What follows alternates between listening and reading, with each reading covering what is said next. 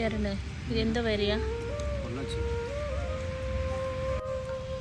Udumalaipettai road பொள்ளாச்சியில் உட்காந்து நாங்கள் சாப்பிட்டுருக்கோம். பொள்ளாச்சி தோட்டம் பாருங்கள்.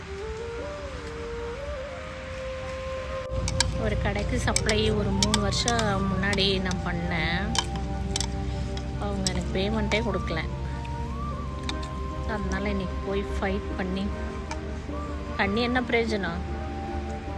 ஒரு 3000 ரூபா தானே கொடுத்தாங்க. 3000 ரூபாய்க்கு இந்த தயிர் சாப்பாடு போதும். 10,000 ரூபா கொடுத்துருந்தா குழம்பு ரசம், 20,000 ரூபா கொடுத்துருந்தா பிரியாணி எல்லாம் 50,000 ரூபா கொடுத்தா. நம்ம சரக்கும் கொடுத்துட்டு எவ்வளோ கஷ்டப்பட வேண்டியதாக இருக்குது உங்ககிட்ட.